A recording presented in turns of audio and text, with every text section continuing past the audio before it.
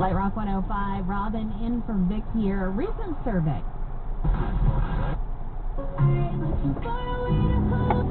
Because they're hoping that that screen grab goes by.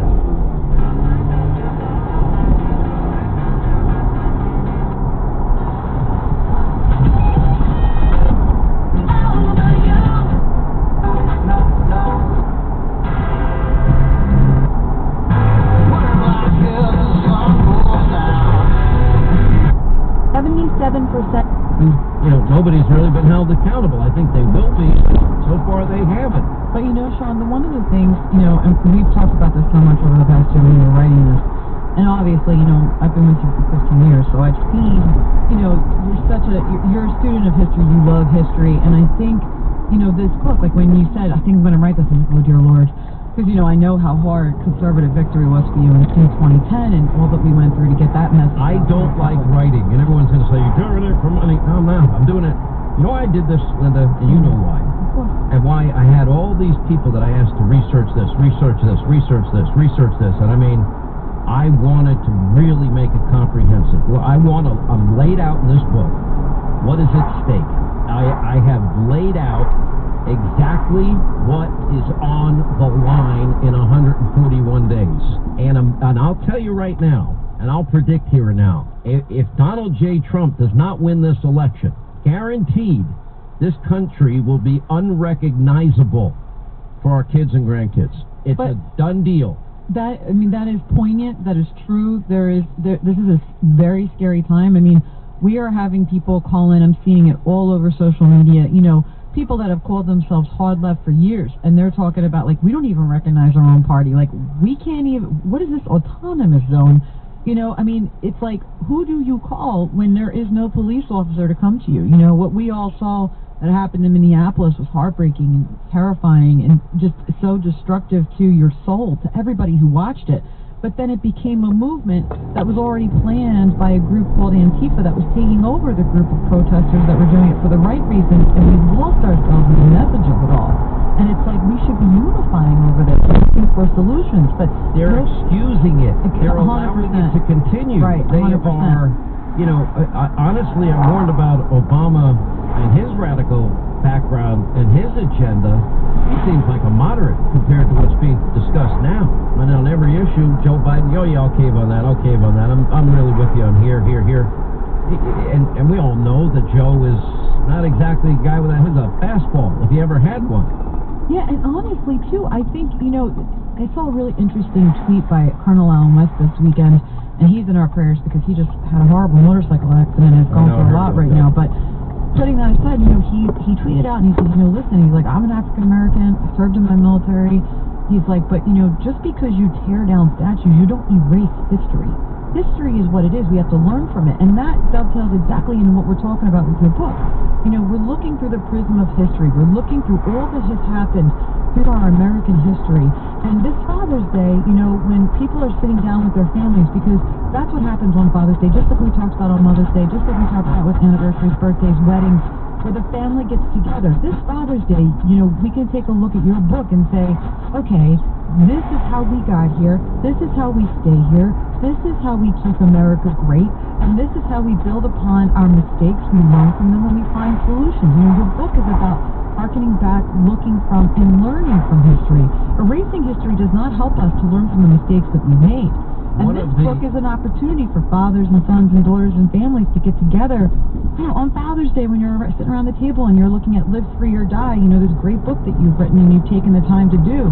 It's such a great gift, and it just keeps on giving because you're learning every time you're reading, and it's something we can do together. It was one thing that I really spent, a couple of things I really did a deep dive into, and that was our nation's founding and history. I did a deep dive, chapter 4, well, one is the Democrats' agenda. Most people listening to the show know that because I go over it daily. Stuff I don't talk probably enough about is socialism, chapter 4, the history of failure. I talked a lot about the Russia collusion, the attempted, coup there, and the impeachment disaster and duplicity and hypocrisy and the mob and the media. I talk about them and, this assault on all things that are freedom. And then nobody really has the comprehensive list of all the accomplishments of this president. And then I go into the whole coronavirus thing. I added that chapter late in the game because I wanted to keep it as current as possible. And I'll tell you this, that as I look at this landscape, I am not afraid to say that I am really concerned, more than I've ever been in my life, about what this country will look like. You know, you want guaranteed, universal, basic income. Do a majority of Americans now want to elect socialist office? Do you really believe in the new Green Deal? Do you really agree with the Northams of the world? First we'll have the baby, blah, blah, blah. Make sure the baby's comfortable, then decide. Open borders, sanctuary cities. Do you believe in the lawlessness? Do you believe in anarchists? Do you believe that you'd ever see cops pelted, 800 of them hurt so far, bottles and bricks and rocks and Molotov cocktails, and they do nothing. They absolutely do nothing. Right, and the thing that you're talking about here is the thing that you're talking about here is that you have a situation where people are no longer looking at each other as human beings. You know, I was in church yesterday, and the pastor made a very interesting part of his sermon, which he dedicated to, he's like, I want everybody to look around the church, and we're having all of our services outside because of COVID.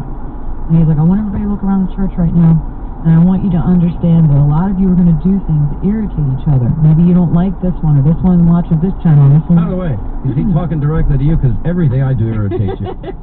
He's like, really, I irritate everybody in my life. Pretty unbelievable. No, but he's great. But he made an interesting point, which is like, he's like, you got to love the rioters. You got to love the protesters because they're children of God, and they know not what they do at this moment, and you need to love them and forgive them because that's what God is doing for all of us. And I was like, because Friday when I drove into the city, I had a protester all week. My car's been getting jumped on. I've been getting pelted. I had a guy spit in my face on Friday and call me all sorts of interesting names, and we're living this. It's not just what you see on TV. Like, we're living it every day, and it's very, very hard to do that. And I think that a book like Live Free or Die, it's so poignant right now because we are literally exercising our freedoms, and those that wish to be tolerated are not tolerant of anything. Look, you're much younger than me. Okay, let me be honest here. 31 years I've been doing this in radio, 25 at Fox, and I've been blessed beyond anything I ever deserved. Trust me, and I know that. I'm reminded of it daily. And I will tell you that when I look at you, Linda always sends videos of Lee, her son, and I look at that kid is full of life. It cracks me up, this kid. Like a lot of kids, I think kids are amazing. And I look at this and I'm like, that country's not going to exist. This country as we know it, the one I grew up in, is not going to exist. And that's the thing that we're talking about this Father's Day. Unrecognizable. Right. If you literally have to live free or die. Yeah. Because